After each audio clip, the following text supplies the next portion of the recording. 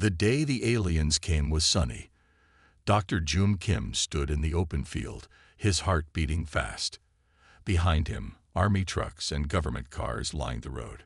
In front of him was only empty space, waiting.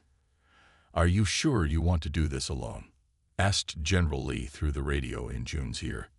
"Yes," Jun said. "They asked for one person, one scientist. I'm the best choice." Jun had spent his life studying stars and planets. He had written books about possible alien life. Now, real aliens were coming to Earth, and they had asked to meet him by name. The air in front of Jun began to shimmer. The grass bent as if in a strong wind. Then, a large ship appeared. It was round and smooth, with no sharp edges. It looked like a giant silver bubble floating 3 feet above the ground. A door opened in the side of the ship. Light poured out so bright that Jun had to cover his eyes. When he looked again, 3 figures stood before him. They were tall and thin, with pale blue skin. Their eyes were large and dark. They had no hair. They wore simple white clothes that seemed to glow slightly. "Dr. Jun Kim," said the alien in the middle. Its voice was soft but clear. "I am Representative Zulor of the Galactic Federation. We are pleased to meet you at last." Jun bowed slightly. "Welcome to Earth. We are honored by your visit." Zulor stepped forward, then stopped suddenly. Its large eyes widened, and it took a step back. "You have not covered your teeth," Zulor said, sounding worried. Jun was confused. "My teeth." "Your fangs," said Zulor, pointing to Jun's mouth. "All humans have them. We have studied your species. You are predators." Jun realized what Zulor meant. Humans had canine teeth, sharp teeth used for tearing food. Many Earth animals, like wolves and tigers, had them too. But most thinking beings in the galaxy, it seemed, did not. "Our teeth." Jun smiled, then quickly closed his mouth when he saw the alien step back. "I'm sorry. Yes, we evolved from omnivores, but we are peaceful now." "Your history says otherwise," said the alien on the right. "Wars, violence, destruction." Jun nodded. "Yes, we have made many mistakes, but we learn. We grow. We want peace now, more than anything." Zulor seemed to think about this. "That is why we chose you, Dr. Kim. Your work speaks of peace and understanding. But you must know, many in the Federation fear humans. They say you are too dangerous to join our community." The third alien stepped forward. To Jun's surprise, she looked human. She had Asian features and long black hair tied back neatly. "Dr. Kim, I am Officer Hannah Park," she said. "My family left Earth many generations ago. We were among the first humans found by the Federation, living on a colony ship lost in deep space." Jun was amazed. "There are humans out there already?" Hannah nodded. "A few small groups. I will be your guide and translator in Federation space. Then we are invited." Jun asked hopefully. "Not fully," Zulor said. "The Federation Council has voted to allow limited contact, trade, cultural exchange, but humans must prove themselves before more can be offered." Jun looked at their worried faces. He understood now. They saw humans as dangerous animals, barely controlled by a thin layer of civilization. They feared humanity's fangs, both the literal teeth in their mouths and the capacity for violence in their history. "We will prove ourselves worthy," Jun said firmly. "I promise you that." Hannah's eyes met his. There was something in her look, a warning, perhaps, or a hope. Jun couldn't tell, but he felt suddenly that there was more to this meeting than simple first contact. "The Federation welcomes Earth's cooperation," Zulor said formally. "Please prepare to depart in 3 days. You will represent your planet at Federation headquarters." As the aliens turned to leave, Jun caught Hannah looking back at him. This time, her message was clear: be careful. The alien ship shimmered and vanished, leaving Jun alone in the field, wondering what waited for humanity among the stars. 3 weeks had passed since Jun left Earth. Now he stood by a large window on the Federation space station, looking at the stars. The view was amazing, but Jun felt alone. Beautiful, isn't it? Hannah Park appeared beside him. I still remember my first time seeing space from a station. It takes your breath away. Jun nodded. It's wonderful. But I keep thinking about what happened at this morning's meeting. The meeting had not gone well. The Federation Council, made up of leaders from 50 alien worlds, had questioned Jun for hours. They asked about Earth's wars, human aggression, and even about hunting animals for sport. One council member had shown pictures of human teeth and compared them to wolf teeth. They really are afraid of us, Jun said quietly. Hannah checked to make sure they were alone. Yes, but not just because of your teeth or Earth's history. There's more to it. She led Jun to a small room filled with plants. This is my favorite place on the station. No listening devices here. Jun was surprised. Listening devices? Why would anyone listen to us? The Federation isn't as perfect as they want you to think, Hannah said. Most beings here are peaceful plant eaters or gentle omnivores. Their societies have been stable for thousands of years. Humans are different. Because we're predators, Jun asked. Because you're adaptable, Hannah corrected. Humans change quickly. You solve problems in new ways. Many Federation species find this scary. Jun thought about this. Is that why they won't give us full membership? Partly, Hannah said. Look, I grew up in Federation space. My family has lived here for 7 generations. We're still not fully accepted. She showed Jun her tablet. On the screen was a map of the galaxy, with Federation worlds marked in green. The Federation controls most of the good planets in this part of the galaxy, she explained. Earth is here, at the edge. Do you see these red marks? Jun looked at the small red dots scattered around the map. What are they? Those are worlds that said no to Federation membership, Hannah said. Most had some kind of problem later. Natural disasters, disease outbreaks, economic collapse. Jun stared at her. Are you saying the Federation caused those problems? Hannah shook her head. I don't know. Maybe it's just bad luck. But it's strange. Their conversation was interrupted by a soft beep from Hannah's wrist device. We're being called to the main council chamber, she said. They've made a decision about Earth. The main chamber was huge and round. Hundreds of aliens sat in rising circles around a central platform. Jun and Hannah stood on this platform, feeling very small. Dr. Jun Kim of Earth, said Zulor, who headed the council. We have decided to offer Earth limited trading rights. You may send 3 ships per year to designated Federation ports. No weapons allowed. No military vessels. Jun had hoped for more. Thank you. But we had requested scientific exchange and... Not at this time. Zulor cut in.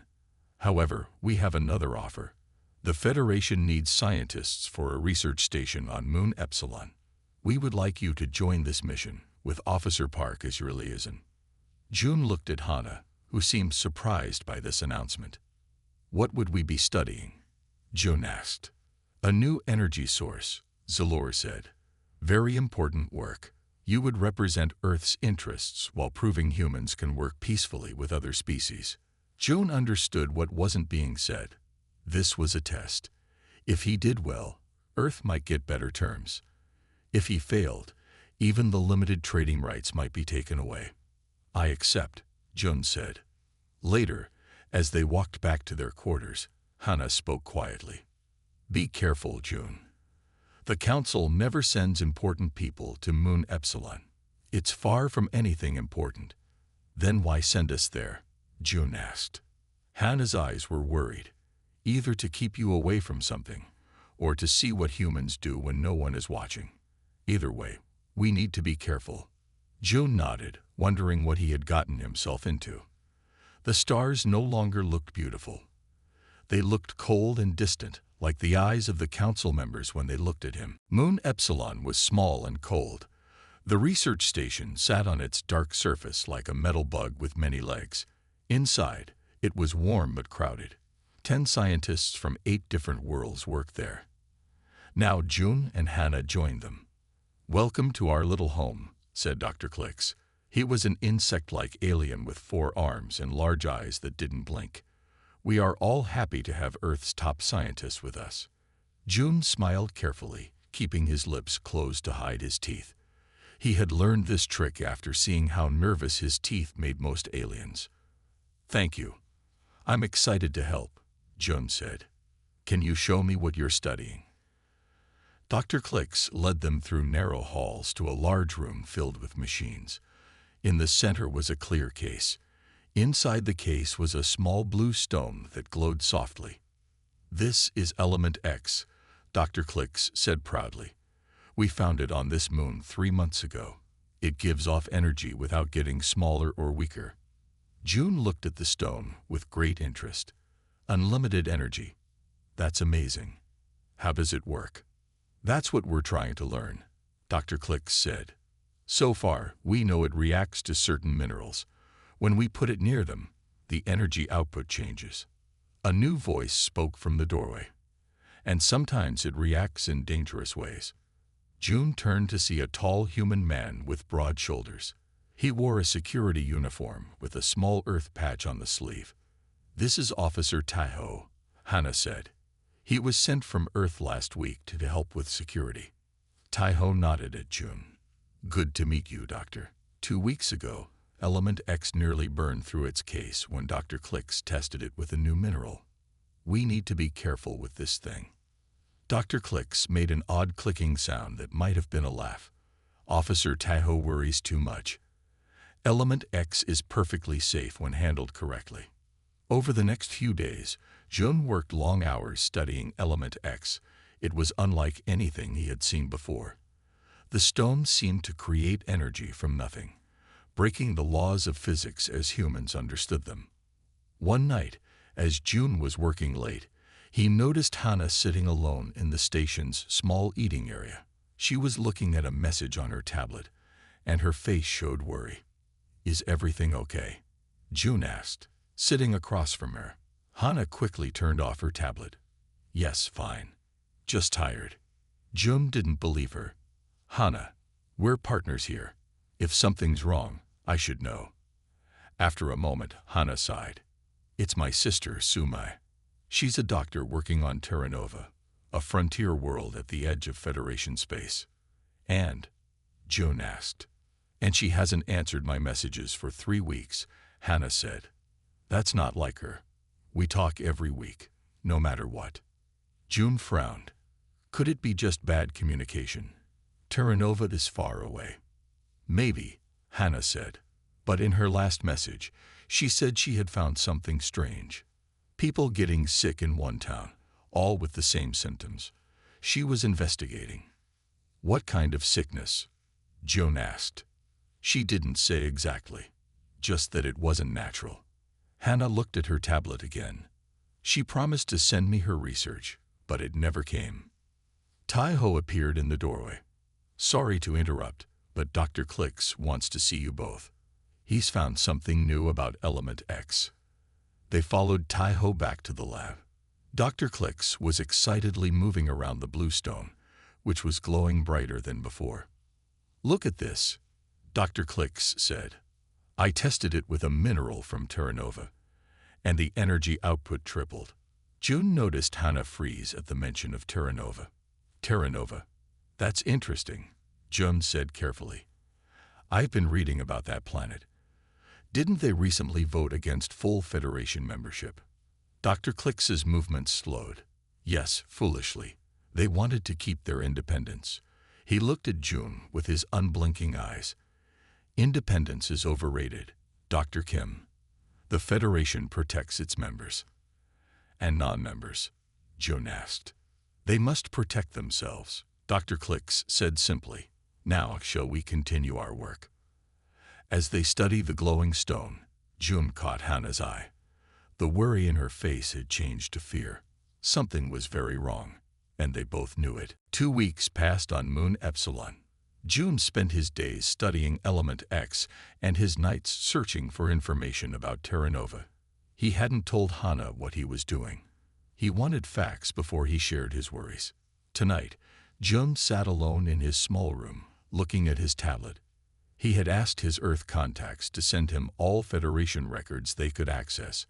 Most were boring reports about trade and meetings, but some told a different story. Find planets that said no to Federation membership, Jun told his tablet. Show me what happened to them after. The screen filled with a list of 20 worlds. Jun read carefully. One planet had massive floods 3 months after refusing membership. Another had earthquakes that destroyed its biggest cities.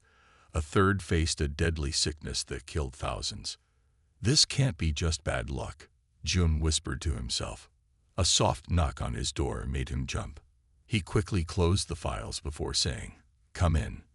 Hannah entered, looking tired. "Still working?" "It's late." "Just reading," Jun said. Then he decided to take a risk. "Hannah, have you ever looked at what happens to planets that say no to the Federation?" Her face became very serious. "Why do you ask?" "Because I found a pattern," Jun said. "Bad things happen to these planets. Natural disasters, diseases, always within a year of their refusal." Hannah sat down heavily on the edge of his bed. "My sister found the same pattern. That's what she was investigating on Terra Nova." "You didn't tell me that," Jun said. "I couldn't be sure who to trust," Hannah admitted. "But now I need help. I received a message from Sumi today." She showed Jun her tablet. The message was short.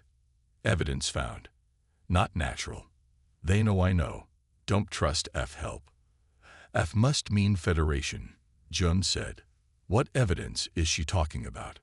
"I think she found proof that the Federation causes these disasters," Hannah said quietly. "And now she's in danger." The door slid open suddenly. Both of them jumped, but it was only Taiho. "Sorry," he said. "Security sweep. Everyone okay here?" "We're fine," Jun said quickly. Taiho looked at them both, then closed the door. A moment later, he returned and put a finger to his lips. He took out a small device and pressed a button. A soft hum filled the room. "Now we can talk," Taiho said. "That blocks any listening devices. I'm not just a security officer. Earth government sent me to watch the Federation. We've suspected them for years." Jun showed Taiho what he had found. Taiho nodded. "Earth intelligence has the same list," Taiho said. "And guess what planet is having unusual earthquake activity right now?" "Terra Nova." Hannah's face went pale. "We have to help my sister." "First, we need more evidence," Jun said. He turned to his tablet again. "Let me check something." Jun opened the data about Element X. He looked at where all samples had been found so far. Then he compared this with his list of disaster planets. "Look at this," he said. "Every planet that had a natural disaster also had Element X found there soon after." "What does that mean?" Hannah asked. "I think," Jun said slowly, "that Element X isn't just an energy source. I think it can be used as a weapon. Maybe it can cause earthquakes or floods if used in certain ways." "That would explain why they're so interested in it," Taiho said, "and why they brought Earth's best scientist here to study it." The three sat in silence, thinking about what this meant. "We should tell someone," Hannah finally said. "Who?" Taiho asked. "If the Federation is behind this, we can't trust anyone here." "I could send a message to Earth," Jun suggested. "Too risky," Taiho said. "All communications are watched." A loud beep from Jun's tablet interrupted them. It was a message from Dr. Clicks. "Emergency meeting. All staff. Lab 1. Now." "We'll continue this later," Jun said. "Be careful what you say." As they walked to the lab, Jun couldn't help feeling they were being watched. The station suddenly felt like a trap, not a research center.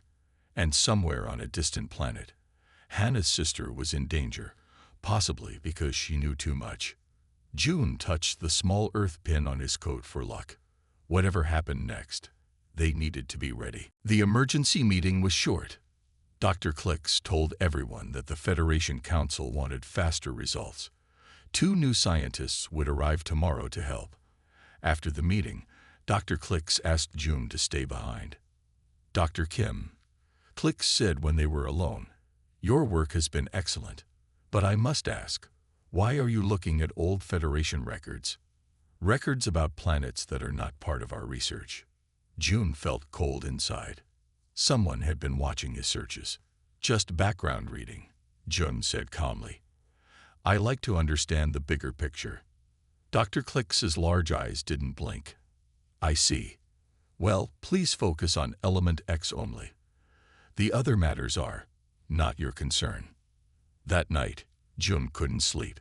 He got up and went to the lab. He needed to look at element X again, to test a new idea. If the blue stone could cause disasters, there must be a way to prove it. The lab was empty and dark. June turned on just one small light and went to the case holding element X. The stone glowed softly, casting blue shadows. "What are you really?" June whispered. He took out some testing equipment and began to work. He placed different minerals near the stone and recorded how it reacted. Most did nothing special, but when he tried a rock sample from Earth, something strange happened. The blue stone began to pulse. It sent out waves of energy that made the testing machine beep loudly. June checked the readings and gasped. The energy was the same type found in earthquakes, but much stronger. "So that's how they do it," June said to himself. "They plant element X on a planet, expose it to the right minerals, and then the planet destroys itself," said a voice behind him. June spun around. Hannah stood in the doorway. "I couldn't sleep either," she said, coming closer. "I had a feeling you'd be here." June showed her what he had found. Element X can create energy waves like earthquakes, but stronger. The Federation could use it to cause disasters that look natural. And no one would blame them, Hannah said. They could punish planets that refuse to join, but keep their hands clean. "We need to warn Earth," June said. "And we need to help your sister." Hannah looked at her wrist device. "I received a location from Sumai. She's hiding in the mountains outside the main city on Terra Nova." "Can we get there?" June asked. "Not officially," Hannah said, "but I know someone who can help us." They went back to June's room, where Taeho was waiting for them. "I've been removed from security duty," Taeho said as soon as they entered. "They're sending me back to Earth tomorrow." "They suspect us," June said. He quickly told Taeho what he had discovered about Element X. "We need to act fast," Taeho said. "I can get us a small ship, but once we leave, we'll be considered traitors by the Federation." "I need to download the evidence first," June said. He took out his tablet and began copying all his research and the Federation records. Suddenly, all the lights in the station turned red. A loud alarm began to sound. "Security breach. Security breach," said a computer voice. "All staff to their quarters. This is not a drill." Taeho looked at his security device. "They're coming for us. Someone reported unauthorized access to the Element X data. We need to go now." "My download isn't finished," Jun said, watching the progress bar on his tablet. "No time," Taeho said. "The security team is 2 minutes away." Hannah grabbed Jun's arm. "Leave it. We know enough. My sister has evidence too. We need to reach her before the Federation does." Jun nodded and grabbed his emergency bag. It had food, water, and basic tools. Taeho led them through a service tunnel to a small hangar where supply ships were kept. "Can you fly this?" Jun asked as they climbed into a small round ship. "Not well," Taeho admitted as he started the engines. "But I don't plan to crash." As the hangar doors opened, Jun saw security officers running toward them, weapons raised. Dr. Clicks was with them, pointing at their ship and shouting, "Hold on." Taeho yelled as the ship shot forward into space. Behind them, Moon Epsilon grew smaller, and ahead of them lay Terra Nova. And hopefully, answers. The small ship shook as it entered Terra Nova's atmosphere. Taeho fought with the controls while Jun and Hannah held onto their seats, They had been flying for 2 days, hiding from Federation ships along the way. Almost there, Tahoe said through gritted teeth. The mountains should be just ahead. Outside the window, Terra Nova looked beautiful. Green forests covered the mountains. Blue lakes dotted the valleys. But as they flew lower, they saw something troubling. In one valley, trees were fallen and the ground was cracked.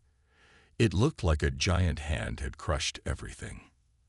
"That's not a natural earthquake site," Jones said. "The pattern is too even, too planned." "The Federation has already started," Hannah said quietly. "They're punishing Terra Nova for saying no to membership." Tahoe pointed to a small screen on the control panel. "I'm picking up a signal. It matches the code your sister sent." He landed the ship in a small clearing near the signal. As they stepped outside, the air smelled fresh and clean. Birds sang in the trees. It seemed peaceful, but they knew better. "This way," Hannah said, looking at her wrist device. "The signal is coming from a cave about half a mile ahead." They walked carefully through the forest. Every sound made them jump. They knew Federation ships might be looking for them. "Stop," Tahoe whispered suddenly. He pointed ahead, where several people in gray uniforms were moving between the trees. Federation security. The three hid behind large rocks and watched. The security team seemed to be searching for something, or someone. "They might be looking for Suma," Hannah whispered. "We need to reach her first." Tahoe looked around. "We'll have to go around them. It will take longer, but it's safer." They took a different path, climbing higher into the mountains. The cave signal was getting stronger. They were close. "There," Hannah pointed to a narrow opening in the rocks ahead. "That must be it." As they approached the cave, someone inside fired a warning shot. The blast hit a tree near them, burning a hole through the trunk. "Stop there," called a woman's voice from the cave. "Who are you?" "Sumai, it's me," Hannah called back. "It's Hannah." There was a moment of silence. Then a woman appeared at the cave entrance. She looked like Hannah, but thinner, with short hair and tired eyes. When she saw Hannah, her face filled with joy and relief. "Hannah, you came." Sumai ran to her sister and hugged her tightly. Then she looked at June and Tahoe with worry. "Who are they?" "Friends," Hannah said quickly. "Dr. June Kim from Earth and Officer Tahoe. They're helping me. We know about Element X and what the Federation is doing." Sumai pulled them all inside the cave. "Quickly. Federation teams are all over these mountains looking for me." Inside the cave, they found more people. About 20 men and women sat around a small fire. Some were hurt. All looked scared. "These are locals who helped me," Sumai explained. "The Federation says they're terrorists, but they're just people trying to protect their homes." An older man with a bandaged arm stood up. "Dr. Park has been helping us. She warned us about the Federation's plans. They've placed devices in the ground near all our major cities. Those devices cause the earthquakes." "Element X," Jones said. "They're using it as a weapon." Suma nodded. "I have proof. Data readings, soil samples, pictures of the devices. But we can't get the word out. The Federation controls all off-planet communications now. And they're telling the rest of the galaxy that the disasters are natural," said a young woman near the fire. "That they're here to help us." Tahoe looked outside the cave. "We need to move. I saw a Federation ship fly over while we were talking." "Where can we go?" Hannah asked. Sumi pointed to a map on her tablet. "There's a larger rebel base in the northern mountains. If we can reach it, they have a long-range transmitter. We could send your evidence to Earth and other planets." June looked at the tired, scared faces around him.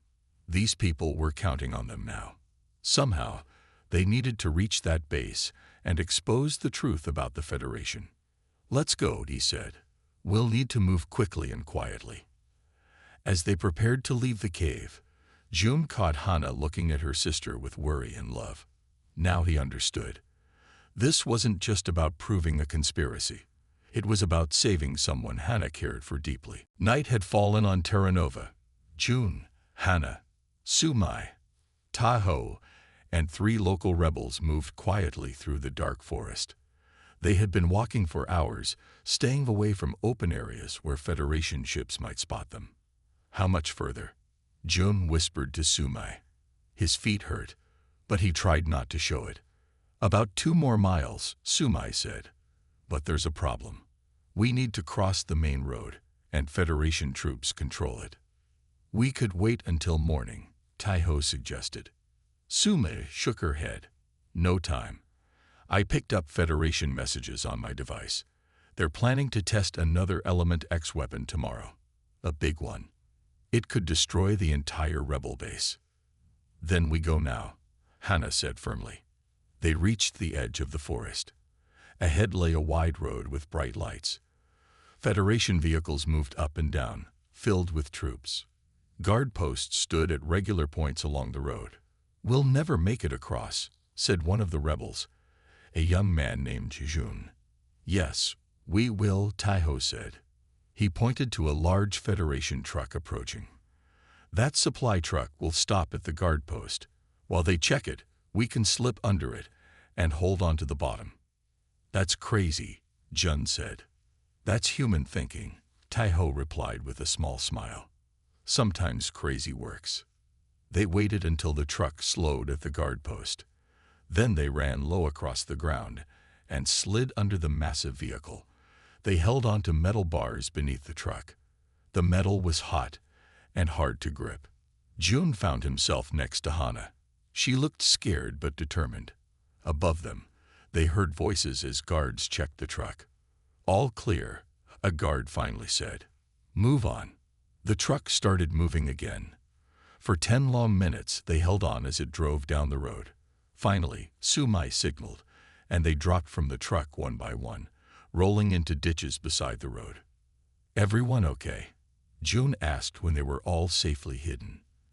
They nodded. No one was hurt, though all were dirty and tired. The rebel base is just over that ridge, Sumai said, pointing ahead. As they climbed the ridge, they saw lights in the valley below. But these weren't rebel lights.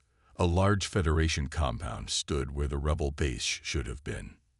No, Sumai whispered. They found the base. They've taken over. Are there any rebels left? Hannah asked. Sumai used her device to scan the compound. Yes, I'm picking up life signs in this building. She pointed to a low structure near the center. It must be a prison. Then we go in and free them, Tahoe said simply. How? Jun asked. There are hundreds of Federation troops down there. Tahoe studied the compound through small binoculars. Look at the guards by the south gate. They're wearing the same uniforms as the ones who were chasing you. Sumai, if we could get some of those uniforms. I have a better idea, Jun said. He pointed to a group of scientists walking between buildings. I know those people. They're from the research station on Moon Epsilon. If they're here, it means they'd brought Element X with them. So, Jun asked.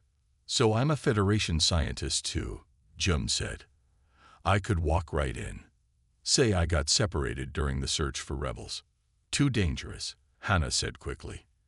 It's our only chance, Jun argued. I go in, find where they're keeping the Element X devices, and disable them. Then I free the prisoners. You all wait here as backup. No one liked the plan, but no one had a better one. 20 minutes later, Jun walked up to the south gate of the compound. He had rubbed dirt on his face and torn his clothes to look like he'd been lost in the forest. Dr. Kim, said the guard, recognizing him. We thought you were dead. Almost, Jun said. Got separated from my search team. Had to hide from rebels. His Dr. Click's here. In the main lab, the guard said, pointing to the largest building. He'll be glad to see you. Jun walked into the compound, his heart beating fast. He touched the small knife hidden in his sleeve. Earth humans had fangs, yes, but they also had brains and courage. As he approached the main lab, Jun saw Dr. Clicks through a window. The insect-like alien was standing over a table where a familiar blue stone glowed. Element X, and beside it lay a map of Terra Nova, with the rebel prison building circled in red. June took a deep breath and opened the door. Time to bare his fangs. Dr. Kim. Dr. Clicks turned in surprise. You're alive. How? Fortunate. June stepped into the lab, trying to look tired but relieved. Got lost in the forest. Hid from rebels. Walked for days. Dr. Clicks studied him with unblinking eyes. Indeed. And your friends? Officer Park and Officer Tao. Don't know, June said, looking down. We got separated. I think the rebels got them. Dr. Clicks made a clicking sound that might have been sympathy or disbelief. Well, you're just in time.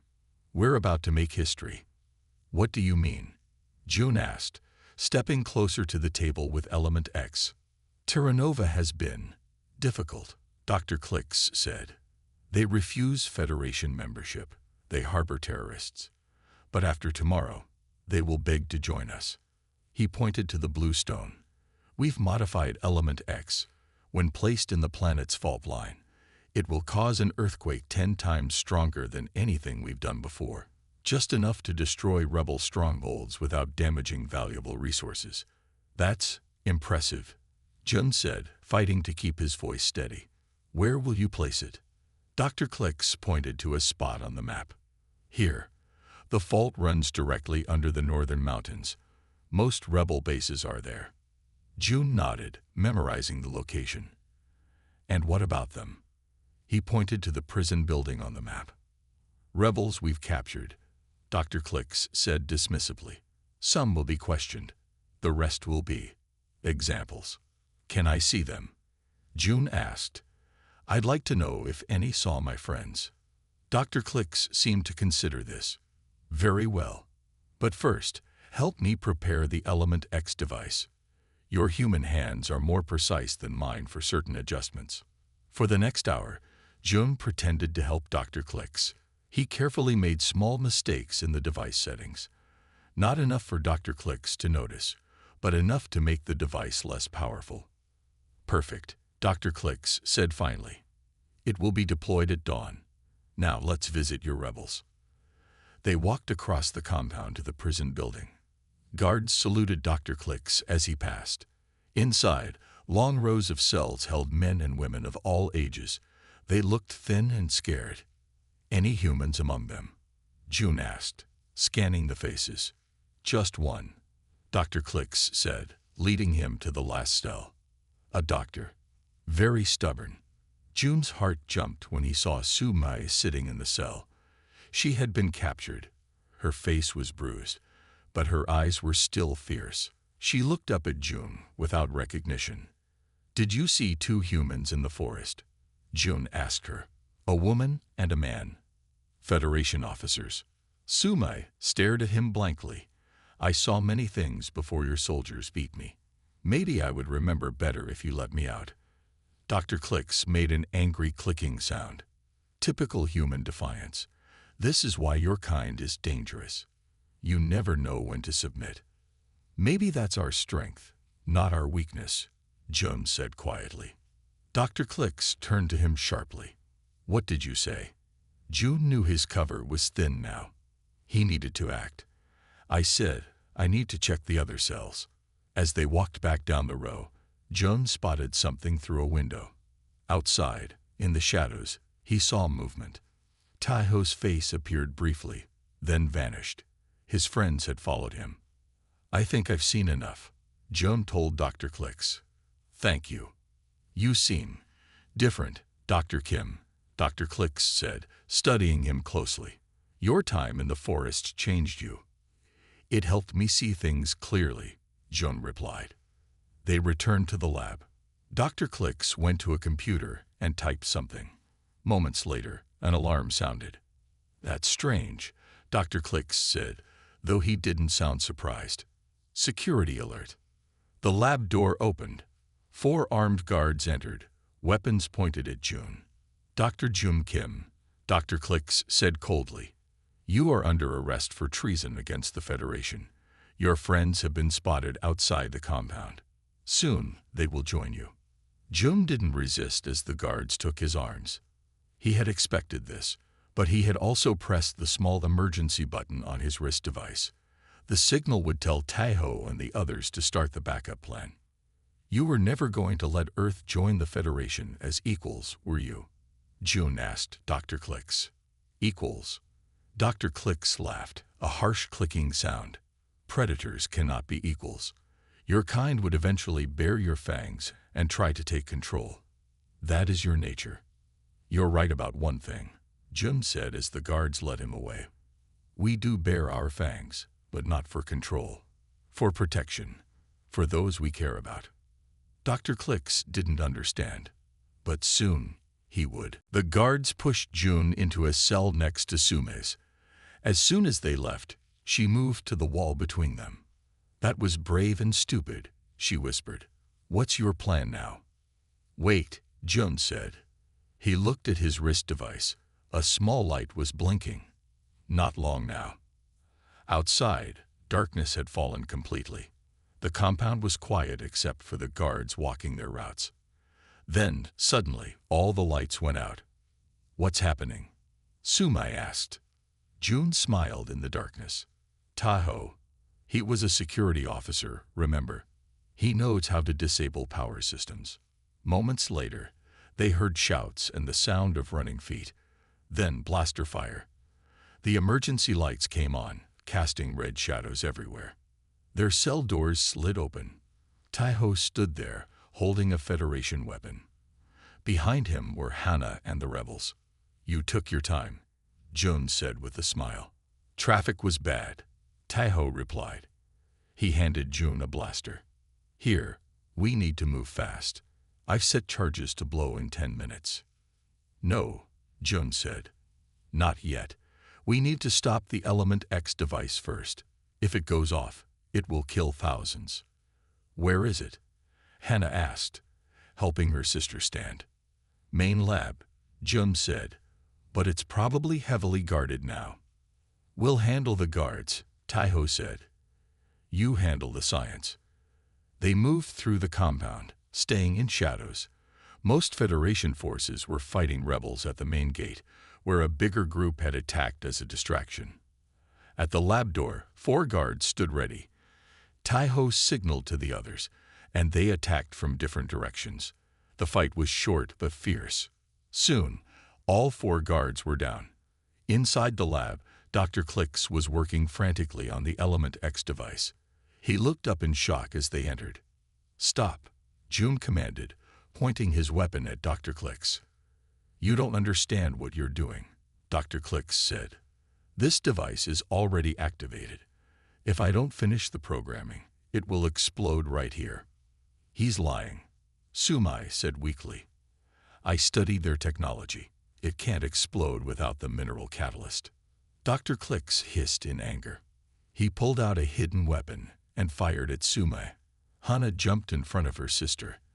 The blast hit her shoulder, and she fell. "Hannah!" Sume screamed, catching her sister. Something changed in Jun at that moment.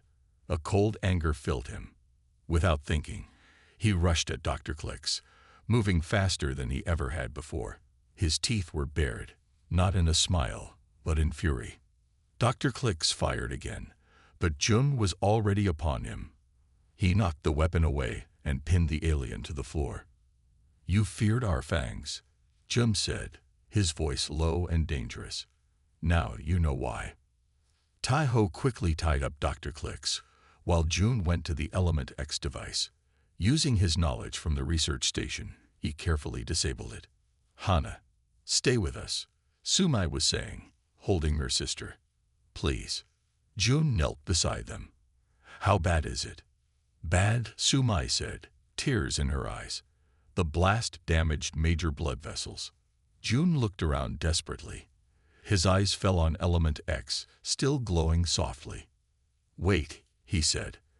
"Element X affects living tissue. I saw it in our tests. It can help cells regenerate. Or kill them," Sume warned. "It depends on the frequency," Jun said. He quickly adjusted some settings on the research equipment.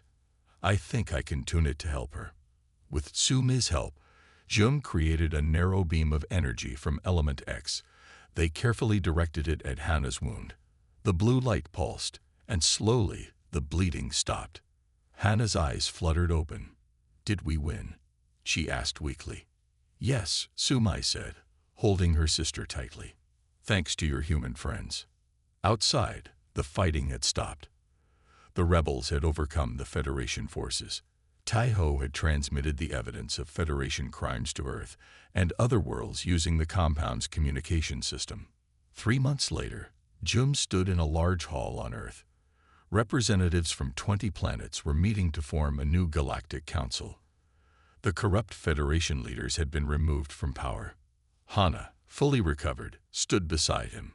Earth has been invited to join as a founding member, she said. And Terra Nova? Jun asked.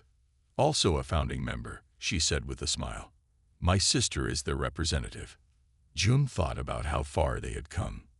The Federation had feared humanity's fangs, their capacity for aggression and violence. They never understood that the same fierce nature that made humans dangerous also made them protective of those they cared about. They feared our fangs, Jun said, until we bared them for the right reasons. Hana nodded. Not for conquest or control, but for protection, Jun finished. For those we love.